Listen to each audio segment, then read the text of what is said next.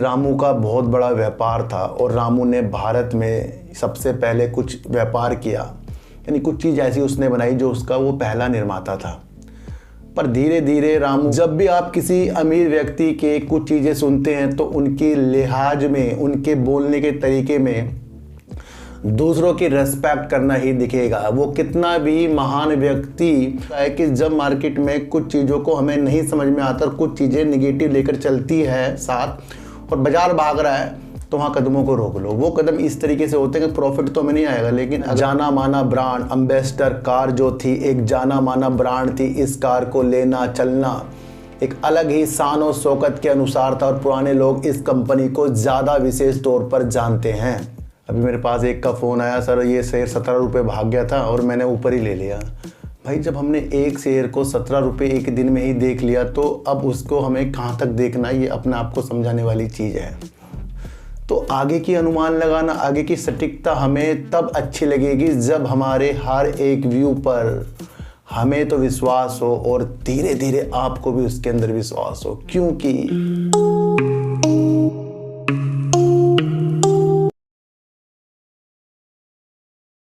नमस्कार, मैं स्वागत करता हूं आपका अपने ही चैनल पर जिसका नाम है सार्थक बाजार से। आज बात करेंगे चीनी की, यानी कि शुगर सेक्टर में क्या न्यूज़ निकल कर आ रही है, क्या सरकार कदम उठा रही है, उसके बारे में एक समीक्षा करेंगे। इससे क्या फ़र्क शुगर सेक्टर में पड़ सकता है। और बात करेंगे वोडाफोन आइडिया की तेज़ी फिर से उसी न्यूज़ से है जो कल मैंने आपको बताई थी, उसके ऊपर भी एक समीक्षा करेंगे और जानेंगे कि वोडाफोन आइडिया में हमारे क्या इरादे होने चाहिए। दूसरी तरफ आपको एक शेयर के बारे में बताऊंगा। वैसे काफ़ी लोग कहते हैं इस शेयर के ऊपर एक वीडियो बनाओ, उस शेयर का नाम है हिंदुस्तान मोटर्स। काफ़ी लोग इसकी प्रतिक्रिया जानना चाहते हैं और इसकी भी आज हम अलग से एनालाइज करेंगे और जानेंगे कि क्या ये शेयर हमारे लिए सही है या फिर इसको हम सिर्फ एक आशा में ही लेते जा रहे हैं। तो इन सब की चर्चा करने से पहले मैं आपको एक चीज़ बता दूं कि बीते कुछ महीनों से, यानी कि 1 से 2 महीनों से मैंने आपके लिए जेके टायर पर एक एनालाइज करके बताया और करीब 4 से 5-6 वीडियो मैंने इसके अंदर आपके लिए बनाई और उसके अंदर इसकी रंगीनता के बारे में बताया और किस तरीके से मैंने बताया था कि वैश्विक स्तर और इंडिया में किस तरीके से जेके टायर अच्छा हो सकता है, सेंसर युक्त, चाहे वो टायर हो या अपनी रणनीति को अच्छा करने की दिशा में हो। तो वो सारी उज्ज्वलता आपको आज देखने को और ज़्यादा मिल गई, क्योंकि जिस दिन से वीडियो बनाई थी उस टाइम से तो काफ़ी ऊपर शेयर था, लेकिन आज ये शेयर जेके टायर करीब 38 रुपये बढ़कर 308 रुपये में बंद हो गया। तो आगे की अनुमान लगाना, आगे की सटीकता हमें तब अच्छी लगेगी जब हमारे हर एक व्यू पर हमें तो विश्वास हो और धीरे धीरे आपको भी उसके अंदर विश्वास हो। क्योंकि कुछ चीज़ों को होते होते थोड़ा टाइम तो लगता है, पर उस टाइम की जानना और उसको समझना सही तरीके से, सही एनालाइज के साथ उस पर एक अच्छा कदम हमारा हो जाना चाहिए। जब मैंने आपको बातों बातों में कल एक उदाहरण दिया, 2 दिन से उदाहरण दिया कि जब मार्केट में एक साया युद्ध का चला और उसने मार्केट में गिरावट करी और एक ही दिन में क्या युद्ध खत्म हो गया। ये वही बात है, या तो अमेरिका अपनी ब्याज दरें बढ़ा रहा और हमें पता लग गया कि नहीं बढ़ रही, तब तो आगे मार्केट में तेज़ी हो सकती है। ये बातें मैंने आपको कुछ अलग तरीके से बताई थी और देखने को यही मिल गया कि न्यूज़ में एक आया है, बाजार ने अमेरिका में ब्याज दरें ना बढ़ने की वजह से उत्साहित दिखाया और बाजार भागा। ये वही बात हो गई जो मैंने आपको आज से 1 से 2 दिन पहले बोली थी। तो यहाँ पर युद्ध अलग हो गया। अब अमेरिका वाली चीज़ें जो निकल कर आई, ब्याज दरें नहीं बढ़ने वाली जो चीज़ें अनुमान था, उसके तौर पर बाज़ार में तेज़ी है। क्या ये युद्ध अभी ख़त्म हो गया? नहीं, ये अभी युद्ध लंबा चल रहा है। और मैंने कहा था कि कभी कभी हमें तेज़ी को भाप कर रुकना भी पड़ता है। ये नहीं कि सर तेज़ी शेयरों में हो रही हम उसे ख़रीद लें। अभी मेरे पास एक का फ़ोन आया, सर ये शेयर 17 रुपये भाग गया था और मैंने ऊपर ही ले लिया। भाई जब हमने एक शेयर को 17 रुपये एक दिन में ही देख लिया तो अब उसको हमें कहाँ तक देखना, ये अपने आप को समझाने वाली चीज़ है। जब हम किसी को टॉप पर ख़रीद रहे हैं, या तो फिर उसका वेट करें, उसका अलग एक मूवमेंट बनने दें, क्या उसके साथ अलग चीज़ें होती हैं, वो रणनीति भी हमें देख लेनी चाहिए। इसलिए तेज़ी की मार्केट में कुछ ये चीज़ भी देखनी है कि वैश्विक स्तर पे चीज़ें जो चल रही हैं युद्ध वाली, और जो भारत इजराइल का साथ दे रहा है ये भी आपको पता ही है, और अलग देश भी दे रहे हैं और अलग गाजा का भी साथ दे रहे हैं, तो वहाँ पर एक अलग सेंटिमेंट बन जाएगा। तो इस चीज़ को आपको समझना है, वहाँ पर अलग रुख भी आ सकता है और वो चीज़ें आपको फिर से गिरावट की ओर भी ले आ सकती हैं।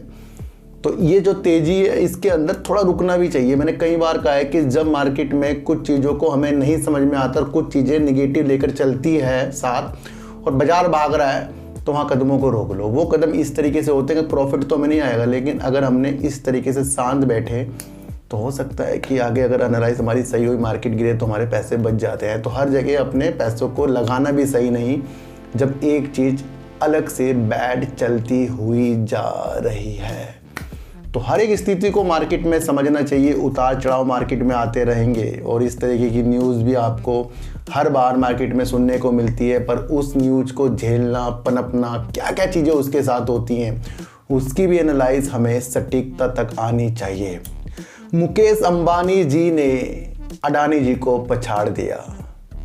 भारत के सबसे अमीर व्यक्ति मुकेश अंबानी बन गए हैं और दूसरे व्यक्ति हो गए हैं अब गौतम अडानी जी।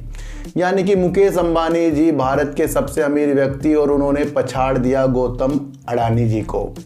एक व्यक्ति अपनी दिशा पर अच्छा निरंतर वर्क कर रहा है और अधिकतर सेक्टर को वो कब्जे में करता जा रहा है। उन व्यक्ति का नाम है मुकेश अंबानी। चाहे वो तेल और गैस हो, चाहे वो टेलीकॉम सेक्टर हो, एफएमसीजी हो, या फिर वो अपनी रणनीतियों के साथ अलग अलग वर्क करते हों। तो वहाँ पर रिलायंस इंडस्ट्री के मुकेश अंबानी जी देश के सबसे अमीर आदमी बन गए हैं। तो यहाँ से आपको देखना है कि उन्होंने गौतम अडानी जी को पछाड़ दिया, और वो किस वजह से? अपने काम की वजह से। इसलिए काम की वैल्यू हमारे साथ ज़्यादा से ज़्यादा जुड़ती हुई जानी चाहिए। जब भी आप किसी अमीर व्यक्ति के कुछ चीज़ें सुनते हैं तो उनकी लिहाज में, उनके बोलने के तरीके में दूसरों की रेस्पेक्ट करना ही दिखेगा। वो कितना भी महान व्यक्ति हो, अगर उसके अंदर कुछ दूसरों की रेस्पेक्ट करना नहीं आया तो लिख कर रखना, वो अपने मुकाम पर ज़्यादा दिन तक नहीं टिका रहेगा। मुकेश अंबानी जी के अगर आप फैमिली पर विचार करते हैं तो आपको देखना पड़ेगा कि वो कितने दयालु और कितने धार्मिक स्थल पर भी वो जाते रहते हैं। तो इसी तरीके से हमें भी अपनी लैंग्वेज पर विश्वास करना है और उस विश्वास को लाना है अपनी अच्छे उच्चारण के साथ। तो जब तक कि हम लैंग्वेज पर अपने काम नहीं करेंगे, किसी के लिए, दूसरों के लिए अच्छे बोल नहीं बोलेंगे, तब तक के हमारे लिए कुछ भी अच्छा नहीं होने वाला है। बात करेंगे शुगर सेक्टर पर, और शुगर सेक्टर पर एक चीज़ थोड़ा सा संकट ला सकती है। जिस तरीके से वैश्विक जो चीनी की आपूर्ति होती है उसके अंदर कहीं ना कहीं खतरा पैदा हो सकता है। यानी कि पूरे वर्ल्ड में जिस तरीके से चीनी की आपूर्ति में भारत योगदान देता है उसके अंदर कहीं ना कहीं कुछ प्रॉब्लम आ सकती है, क्योंकि भारत की तरफ से कहा जा रहा है कि किस तरीके से जो देश में शुष्क मौसम था उसकी वजह से गन्ने की फसलें अच्छी नहीं हुई और उसकी वजह से चीनी की आपूर्ति करने में भारत अभी प्रतिबंध लगा रहा है, यानी कि निर्यात करने में। जब कोई कंपनी अपना चीनी यहाँ से बाहर निर्यात करती है, यानी कि एक्सपोर्ट करती है, उससे वहाँ से अलग पैसा आता है, चाहे वो डॉलरों में या वो कोई और करेंसी में हो। तो एक पॉजिटिव संकेत है। भारत दुनिया का दूसरा सबसे बड़ा चीनी का उत्पादक है और वो ये कह रहा है कि अगले सीजन से, यानी अगले महीने से, तो ये कहीं ना कहीं इस पर प्रतिबंध लगा सकता है। तो ये एक न्यूज़ इस तरीके की कि जो चीनी यहाँ से कोई निर्यात करता है उस पर थोड़ी सी प्रॉब्लम आ सकती है। ये वो संकट है जब एक कारण से, यानी कि आपको जलवायु हो गया, मानसून हो गया के कारण से जो गन्ना सही से उत्पन्न नहीं हो पाया, तो उसके कारण है। पर इससे बाजार में दबाव रहेगा और अगले महीने और 2024 के चुनाव से पहले सरकार पर इस बात का दबाव रहेगा। तो यहाँ से जो चीनी बाहर निर्यात होनी है, अगर वो ना हो तो इससे कंपनियों में इफेक्ट पड़ सकता है निगेटिव। इसलिए अब आपको चीनी वाली कंपनियों में होल्ड बनता है, क्योंकि आने वाली दिशा हमने देखी है एथेनॉल पर ये भी जो चीनी है ये भी जुड़ती हुई चीज़ जो है शुगर सेक्टर से ही आ रही है। देखो सर, भारत ने अपने 5 वर्षों में सबसे कम मानसून दर्ज किया और किसी भी कृषि के उत्पादन में कमी से, गिरावट से मोदी सरकार जी अगले महीने से और 2024 से थोड़ी सी यानी दबाव पड़ेगा। तो इसलिए हम अगला जो सीजन आने वाला है अगले महीने से, उसके अंदर ये देखने को मिल रहा है यहाँ से जो चीनी निर्यात होने वाली थी उस पर बातचीत चल रही है। अभी ये पूर्णतया नहीं हो, एक न्यूज़ निकल कर आई है। अगर इस तरीके हो गया तो कहीं ना कहीं ये भी इफेक्ट डालता हुआ नजर आया। इसलिए मैं कह रहा हूँ कि सर हमें सारी चीज़ों को देख कर चलना चाहिए, चाहे हमारे रेणुका शुगर हो, बलरामपुर चीनी हो, बजाज हिंदुस्तान शुगर हो, क्योंकि देश पूर्ति में ज़्यादा खतरा। इसका मतलब यहाँ से चीनी, भाई जब दूसरा देश है हमारा चीनी के उत्पादन में बड़ा, तो अगर वो इस तरीके से निर्यात नहीं करेगा तो संकट गिराएगा। तो वो आपको समझकर चलना पड़ेगा।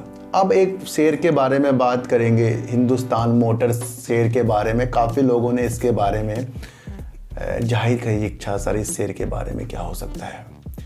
देखो सर, एक इसका उदाहरण आपको एक चीज़ में एक समझाऊंगा, वो इस तरीके से समझाऊंगा कि रामू का बहुत बड़ा व्यापार था और रामू ने भारत में सबसे पहले कुछ व्यापार किया, यानी कुछ चीज़ ऐसी उसने बनाई जो उसका वो पहला निर्माता था। पर धीरे धीरे रामू का कारोबार चलता रहा, बढ़िया होता रहा, फिर धीरे धीरे उसका कारोबार कम होता रहा और एंड में ये हुआ कि जो उसका सबसे फेमस प्रोडक्ट था वो उसको बंद करना पड़ा। अब काफ़ी सालों के बाद रामू फिर जागा, नहीं मैं तो अलग दिशा में काम करूंगा, मैं अपना प्रोडक्ट को फिर से अलग तरीके से प्रेजेंट करूंगा और फिर से मार्केट पर कब्जा करूंगा। यहाँ पर क्या आ रहा है, यहाँ पर हमें रामू की प्रतिभा पर अपना विशेष ध्यान देना है, क्योंकि उससे पहले वो रामू एक अच्छा खिलाड़ी था। पर अब समय बदलते हुए आपको ये भी समझना है कि जो रामू काम कर रहा है उससे पहले वो और लोग भी काम कर रहे हैं। अब नए नए खिलाड़ी आ गए। रामू पिछड़ा क्यों है? क्योंकि वो जमाने के साथ नहीं चल सका, तो इसलिए रामू पिछड़ गया। लेकिन रामू की उम्मीद है कि वो अब आगे जाकर और अच्छे बिजनेस को अपने पुराने ब्रांड के साथ करे। पर उसके अंदर अब उसका साथ कौन कौन से लोग देंगे, यानी कौन कौन से निवेशक देंगे उसके शेयरों को खरीद कर। यहाँ पर एक होप जागी कि रामू ने अपने नए उत्पादन करने की रणनीतियों को बताया, तो उसकी वजह से शेयरों में आई थी रंगीनता। अब शेयर चल रहा है 18 रुपये करीब। मैं बात कर रहा हूँ हिंदुस्तान मोटर्स की, भारत की पहली वाहन निर्माता कंपनी, और अपना जाना माना ब्रांड एम्बेसडर कार जो थी, एक जाना माना ब्रांड थी। इस कार को लेना चलना एक अलग ही शान और शौकत के अनुसार था और पुराने लोग इस कंपनी को ज़्यादा विशेष तौर पर जानते हैं। ये फिर से चर्चाओं में इसलिए आया, इसने मन बनाया कि अपनी कार का अलग तरीके से ये बनाएगा, उसे अलग तरीके से निकालेगा। फिर कंपनी की मंशा एक इलेक्ट्रिक कार बनाने की चीज़ों में निकली और उसकी वजह से इसके शेयरों में तेज़ी आई।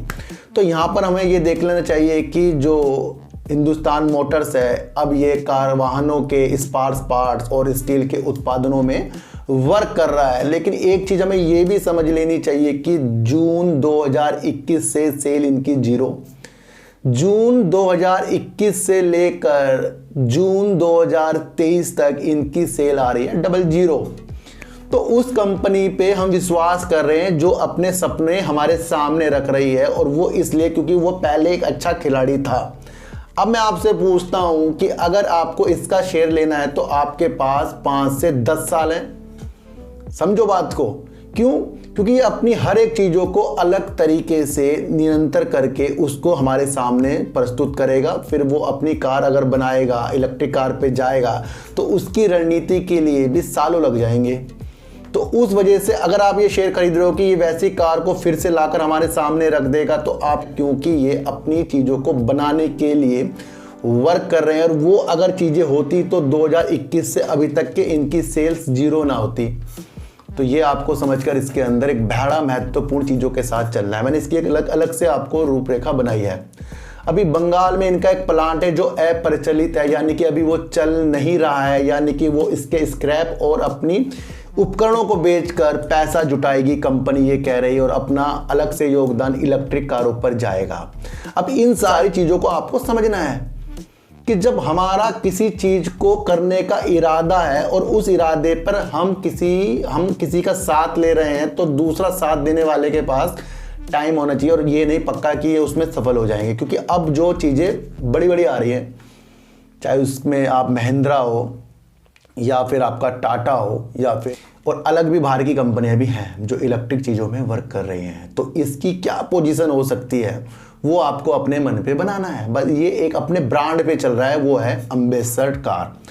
तो इसकी वीडियो बनाना यानी आपके दिमाग में डालनी ये थी कि अभी सेल हो रही है जीरो, और ये अपनी एक रणनीतियों पे वर्क करने की चीज़ें हमें बता रहा है। और अगर आप रणनीति पे चीज़ें करने की चीज़ों को सुनकर निवेश कर रहे हैं तो फिर आपके पास टाइम बहुत ज़्यादा होना चाहिए। इसके अंदर 50-50 चांस हो गए, चलेगा या नहीं चलेगा। तो सर सेल तो जीरो ही हो रही है ना, तो आपको ये सारी रणनीति समझनी। इसके अलावा इसके अंदर मुझे कुछ और चीज़ें नहीं दिख रही है जो मैं आपको अलग तरीके से इसके अंदर बताऊं और आपको कहूं कि ये शेयर ले लो या नहीं ले लो, क्योंकि मैं किसी को शेयरों को खरीदने बेचने की चीज़ें नहीं बता रहा हूं। एक चीज़ बताइए, क्योंकि हिंदुस्तान मोटर्स पर सबका विशेष ध्यान आता जा रहा है ना सर। तो मैं वो एनालाइज करता हूँ, 1-2 दिन वो आपको लगता है नहीं होती, लेकिन वो आगे होती है। तो जीवीके पावर ने आज भी आपको लोअर सर्किट लगाया। हाँ, सुजलोन एनर्जी ने, लोग कहेंगे सर सुजलोन एनर्जी ने ना आज ना अपर सर्किट लगा दिया। देखो सर, सुजलोन एनर्जी की राह मैं आपको फिर बताऊं, मैंने कल की वीडियो में इसको बेकार नहीं बताया, परसों की वीडियो में बेकार नहीं बताया, पर एक रणनीति बताई कि और कंपनियां भी आ रही हैं। फिर से बता दूं, क्योंकि काफ़ी लोग कमेंट करेंगे आज तो अपर सर्किट लग गया। सर आज अपर सर्किट लग गया तो फिर कल भी इसे अपर सर्किट लगना था। इसकी रणनीति समझो, ये लंबा दूरी का शेयर है, जो होता है ना छुपा हुआ शेयर, वो शेयर है, लेकिन उसकी रणनीति आगे जाकर विफलताओं में चलेगी और उसके लिए भी आपके पास टाइम होना चाहिए। और जब ये सफलता की ओर चलेगा उसमें अभी टाइम लगेगा। और मैंने आपको कहा था कि Q2 का आने वाला रिजल्ट उसकी चीज़ों के साथ भी आपको वो अंदेशे दिखाएगा, भाई सब कुछ अच्छा इसके अंदर हो गया। तो वो चीज़ें आपको समझनी है। कंपनी अपने कर्ज को धीरे धीरे ख़त्म सही कर रही है, ये आपको समझ कर चलना पड़ेगा। तो इसमें भी आपको बड़ा टाइम देना है सुजलोन पर। अगर नहीं बताऊंगा ना, लोग कहेंगे सर अपर सर्किट लग गया इसलिए आपने बताया नहीं। तो सर मैं इसे बेकार तो पहले भी नहीं बताया था। तो हिंदुस्तान मोटर्स पर आप रखिए अलग से नज़र, और वो नज़र है कि कंपनी किस तरीके से मैन्युफैक्चरिंग कर रही है, कब से शुरू करेगी, क्या क्या करेगी।